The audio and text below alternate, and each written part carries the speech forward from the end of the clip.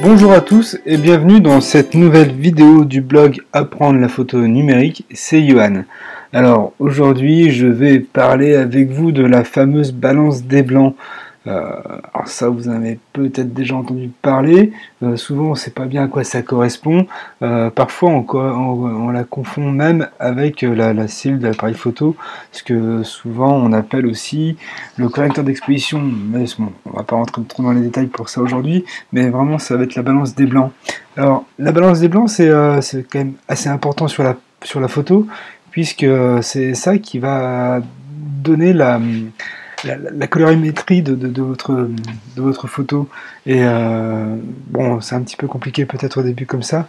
Il faut juste savoir qu'en gros, l'idée de la balance des blancs, c'est un petit peu l'art de trouver le blanc dans son image. Alors, il faut savoir que l'appareil photo, lui, c'est pas le blanc qui va l'intéresser à proprement parler, ça va être surtout ce qu'on appelle du gris moyen à 18%. Donc vous prenez du blanc, puis vous rajoutez dedans 18% de noir, ça va vous donner un gris moyen à 18%. Donc ça, c'est son référentiel. Parce que l'appareil photo, lui, en numérique, a besoin d'un référentiel pour estimer que la température de couleur, donc là, la balance des blancs, est plutôt dans ce registre-là. Nous, notre œil n'a absolument aucun souci pour trouver cette balance des blancs. Vous pouvez faire l'essai, vous pouvez prendre une feuille blanche et la balader sous différentes lumières, même sous des lumières rouges, vertes, bleues, jaunes. Vous pouvez l'emmener le matin au lever du soleil, vous pouvez la balader en permanence. Vous allez toujours savoir que cette feuille est blanche. En argentique, la pellicule, c'était pareil, c'était juste une histoire de chimie derrière, donc il n'y avait pas besoin de trouver ce seuil. Par contre, en numérique, lui, l'appareil photo a besoin donc de cette balance des blancs. Donc ça, c'est vraiment quelque chose qui est apparu avec le numérique, mais voilà, il faut vraiment trouver cette balance des blancs. Peut-être que parfois, si vous avez déjà croisé des équipes de tournage, une chaîne de télévision ou d'un film qui tourne en numérique, vous les avez peut-être déjà vus filmer une feuille blanche. C'était aussi également pour essayer de caler cette fameuse balance des blancs. Donc la balance des blancs, voilà, c'est le mélange des couleurs. On va parler de ça, du mélange des couleurs. Si vous vous rappelez, quand vous étiez, vous étiez à l'école, en primaire, quand vous faisiez de la peinture, vous aviez de la gouache. Et la gouache, si on mélangeait toutes les couleurs ensemble, ça tirait sur quelque chose qui ressemble un peu à du cacadois. Des fois, ça peut devenir noir. Bah, globalement, si on mélange toutes les couleurs avec de la peinture, on obtient du noir. Avec de la lumière, c'est différent, on va obtenir du bleu. Alors, du blanc, pardon. Donc, si vous vous rappelez, les couleurs primaires en peinture, c'était donc le cyan, le magenta et le jaune. Les couleurs primaires en lumière, c'est pas pareil, ce sera plutôt le bleu, le vert et le rouge. J'ai pas mis vert, mais bon voilà, bleu, vert, rouge. Vous avez peut-être déjà lu quelque part un espace RVB. Bon, des fois, on a aussi l'espace Adobe sRVB. Mais voilà, RVB, c'est rouge, vert, bleu. C'est les trois couleurs primaires en lumière. Et si on additionne ces trois couleurs, on va obtenir du blanc. Voilà.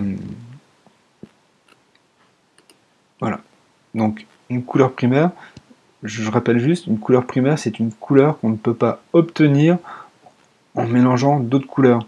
Le magenta, ce rouge qui n'est pas vraiment un rouge, mais enfin, qui ressemble à du rouge, mais un rouge un petit peu fuchsia, on ne peut pas l'obtenir en mélangeant les autres couleurs ensemble. Ce ne sera pas possible. Après, les couleurs primaires ont toujours des couleurs complémentaires. Et après, on va virer sur d'autres couleurs. Donc, ça, c'est juste pour introduire un petit peu la notion de température. La température de couleur, la température de la lumière, elle s'exprime en Kelvin, et c'est entre le chaud et le froid. Voilà, faut essayer de voir un petit peu comment ça se passe, la lumière dans une journée. La journée, le matin, la lumière elle est bleutée, et plus on va avancer dans la journée, plus elle va aller sur le blanc, et ensuite en allant vers le soir, le ciel va commencer à s'oranger, et après on va retomber dans une lumière de nuit. La température de couleur, comme ça, on peut se rendre compte qu'elle change en permanence dans la journée, c'est fluctuant, on n'a jamais vraiment la même couleur lumineuse. Si on veut avoir l'impression d'être vraiment bronzé, il vaut mieux regarder sa peau le soir que le matin. Le matin, on aura plutôt l'impression d'être blanchi. Voilà. Donc là, ça, c'est la température de couleur. Elle s'exprime donc en Kelvin. Et en jouant sur ce paramètre, on va pouvoir donc refroidir ou réchauffer chaque image. Ça va permettre de changer complètement l'ambiance et surtout de s'approcher de quelque chose de plus juste. Alors, il faut aussi bien se rendre compte que ça, on commence à rentrer dans des notions qui peuvent être subjectives. On va pouvoir rentrer dans le subjectif. On va pas forcément avoir tous la même température de couleur en tête, mais c'est un paramètre sur lequel on peut jouer pour essayer de changer les choses.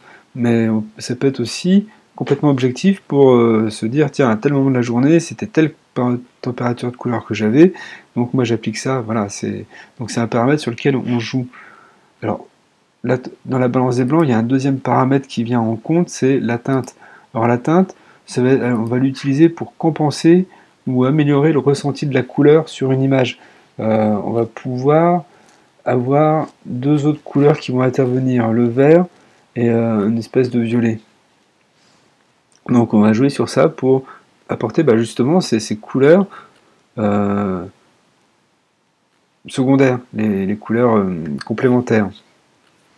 Donc l'appareil photo, évidemment, peut régler lui-même les balances des blancs. Alors, il y a un système qui est en automatique, on a aussi des valeurs préprogrammées, mais on va faire très simple.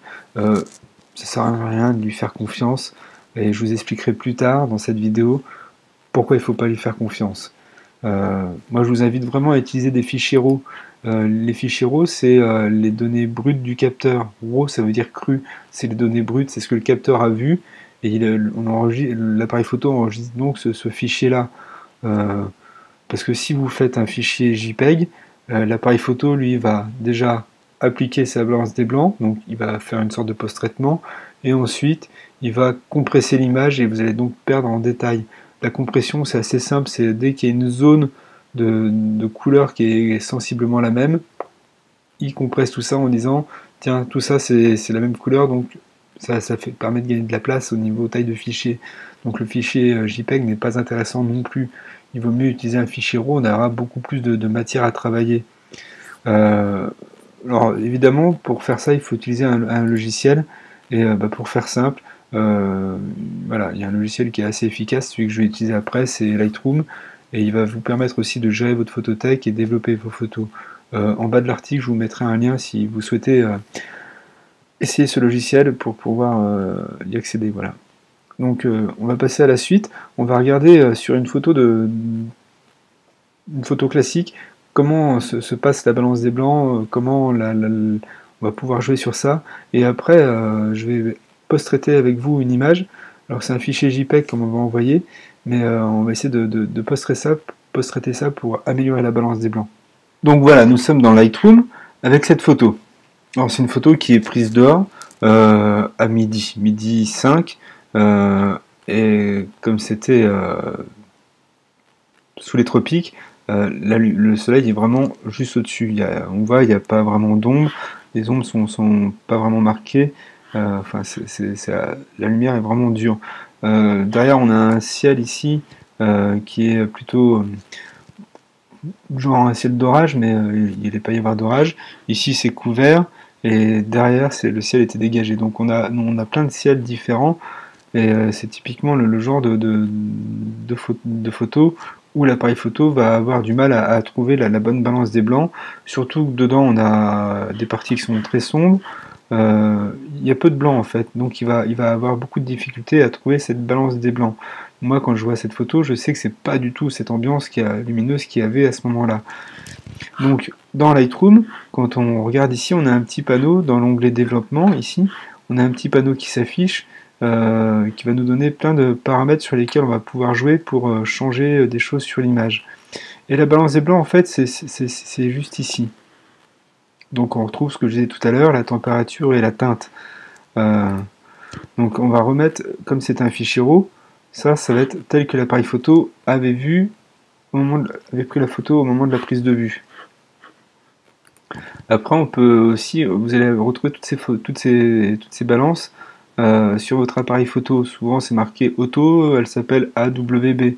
Après, on retrouve les lumières naturelles, le temps nuageux, les ombres, le tungstène, le fluorescent, le flash. Donc, on va toutes les essayer pour voir les changements que l'appareil photo aurait proposé lui-même. Donc, si l'appareil photo avait été réglé sur une balance des blancs automatique, donc AWB, il aurait sorti ce genre d'image. Donc ça jaunit un petit peu la photo. Moi, c'est toujours pas l'ambiance que j'avais ce jour-là. Après, on peut passer aussi en lumière naturelle. Donc effectivement, c'est une lumière naturelle, mais voilà, il n'y a pas eu beaucoup de changements entre lumière naturelle et automatique. On perd un petit peu de vert. Regardez bien ici. Vous allez voir, on va perdre du vert quand je vais passer en lumière naturelle. Ensuite, on peut avoir un temps nuageux. Bon, c'est un petit peu le cas, sauf que derrière, il y a du soleil. Donc en temps nuageux, vous voyez, il rajoute du jaune dedans. Si on était dans une lumière dite ombre, ça donnerait ça. Si on était en lumière tungstène, vous savez, c'est les ampoules à filaments. On nous aurait sorti ça. Alors souvent, quand on a l'appareil photo réglé en automatique, quand la balance des blancs est mal réglée, on se retrouve avec des images bleutées comme ça, on ne comprend pas d'où ça vient. Voilà, vous avez l'explication, ça vient du réglage de la balance des blancs. Si c'était un tube fluorescent, un néon, on aurait eu ça comme lumière. Ou alors si on était en flash, on aurait pu avoir ça. Vous voyez? Donc je vais revenir à tel quel. Moi, de ce que je me souviens, quand j'ai pris cette photo, il y avait beaucoup plus de jaune. Euh, c'était c'était pas aussi c'était pas comme ça, c'était pas aussi terne. Donc je vais prendre les deux extrêmes. Si la balance des blancs, je la mets complètement froide, donc il me ressort ça. Si je vais à l'opposé, ça sera ça. Vous voyez la différence de on refroidit, on réchauffe la balance, elle est là. Si je clique deux fois sur température, je reviens au réglage d'origine. Et la teinte, dont je parlais tout à l'heure aussi, là je vais rajouter du vert, et là on va avoir ce fameux violet. Donc on a ces deux couleurs complémentaires. Alors la balance des blancs, alors évidemment ça serait bien d'avoir un écran calibré pour être plus juste, mais on peut aussi le faire. On n'est pas obligé d'avoir un écran calibré. Souvent, à moins d'avoir vraiment un écran qui soit mal calibré, on va jouer vraiment ça va être très fin le détail. Donc pour le moment, vous pouvez essayer de jouer comme ça sans avoir forcément un écran calibré parfaitement. Donc je trouve qu'il n'y a pas assez de jaune dedans. Donc je vais rajouter un tout petit peu de jaune. Vous voyez, je vais réchauffer un petit peu l'image. J'en veux pas trop non plus. Je pense que par là, moi, ça peut être correct.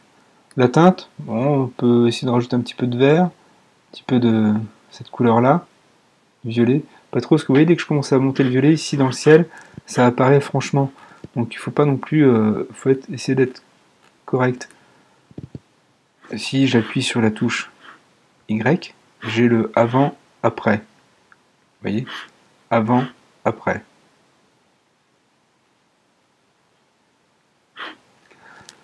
Alors après, évidemment, au niveau... moi, la balance des blancs, comme ça me convient. Ça. Les rouges sont rouges, les verts sont verts, les jaunes sont jaunes. Après, sur cette photo, il y a un petit problème d'exposition encore, sur lequel on va pouvoir jouer. Voilà. Donc, vous voyez l'histogramme ici, cette partie-là, c'est tous les noirs dans l'image. Là, c'est les gris moyens. Ici, c'est les parties blanches. J'ai absolument aucun blanc. Donc sur l'exposition, je peux essayer de déplacer un petit peu l'histogramme pour éclaircir l'image. Alors, si je vais trop loin, vous voyez, ça va surexposer la photo, donc il ne faut pas aller trop loin. Comme ça, c'est pas mal. J'ai cette lumière que je pouvais avoir ce jour-là. Ça commence à être bien. On va jouer aussi sur ça, on va rajouter un petit peu de sombre pour booster un petit peu les contrastes. Comme ça, voilà. Puis je vais rajouter un petit peu de vignetage, et hop.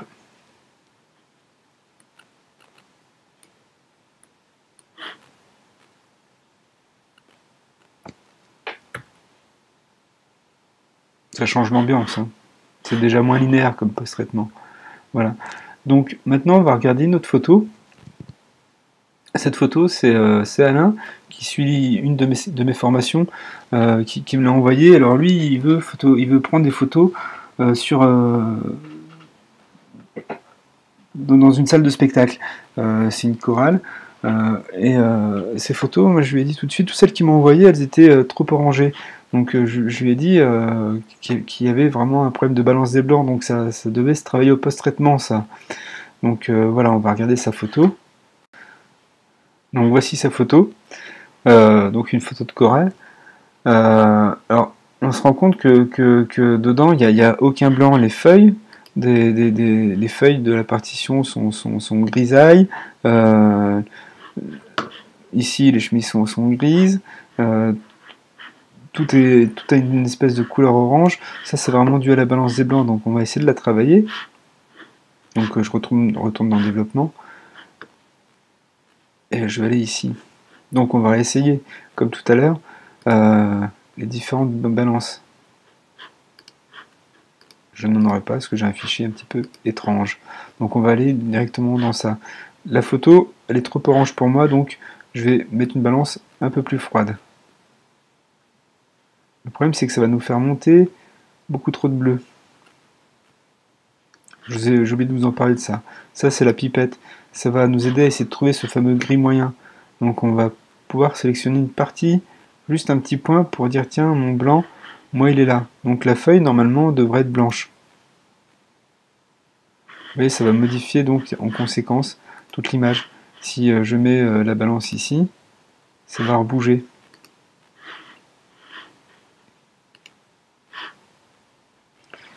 Déjà, on voit qu'il y a du changement entre là et là.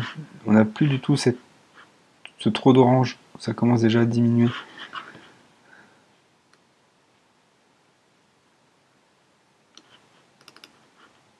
Donc on va la refroidir très légèrement.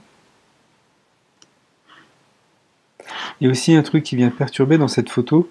Je ne sais pas si vous le voyez, mais j'ai vraiment le sentiment qu'il y a un flash qui a été utilisé. Il y a des ombres portées, vous voyez. La dame qui est là, ici, juste derrière, il y a une ombre portée.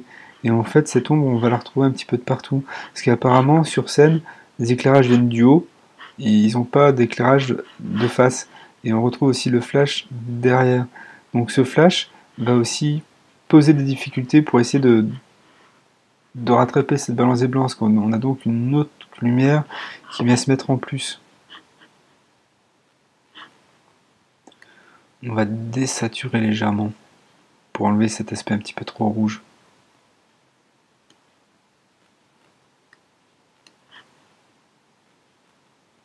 Si je fais Y, c'est un petit peu moins violent. Par contre, en désaturant légèrement, on perd du jaune. Donc ce qu'on va faire, c'est qu'on va aller ici. Mais si on monte le jaune, on risque de remonter encore un petit peu trop la balance des blancs. Donc le jaune, je vais essayer de le saturer légèrement.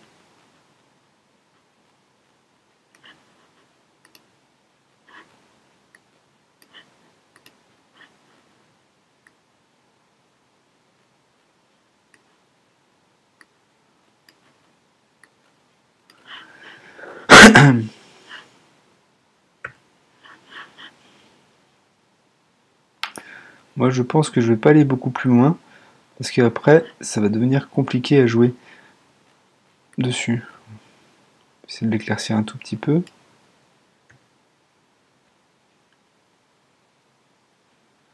Moi je pense que la balance des blancs, là on n'est pas trop mal.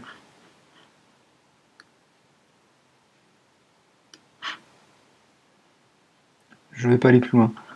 On a gagné, on a rééquilibré. Si je reviens ici, les chemises sont devenues blanches, la feuille est devenue blanche, l'écharpe est devenue blanche, la chemise est devenue blanche. On a peut-être perdu un petit peu de jaune, c'est pas choquant. C'est moins choquant en tout cas que le côté trop orangé ici, regardez la différence.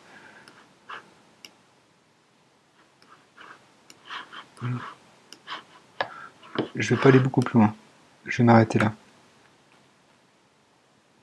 J'espère que cette petite vidéo va vraiment vous permettre de comprendre ce qu'est la balance des blancs et en quoi on peut l'utiliser, en quoi ça peut améliorer surtout le rendu final de votre image. C'est vraiment important de faire ça, de faire ce petit post-traitement après la prise de vue. C'est aussi important de prendre vos photos en fichier RAW. C'est lui qui va vous permettre de jouer plus en finesse sur cette balance, et surtout ne faites pas confiance à votre appareil photo pour trouver la bonne balance des blancs lui-même. Il va tout le temps appliquer des réglages qui sont souvent les mêmes. Voilà, faut vraiment pas lui faire confiance. Voilà. En tout cas, moi je vous dis à bientôt sur le blog. N'hésitez pas à laisser des commentaires, poser vos questions si vous en avez. Moi je suis là pour vous répondre, je suis là pour vous aider, donc n'hésitez pas. Je vous dis à très bientôt donc sur le blog Apprendre la photo numérique, et surtout faites des photos.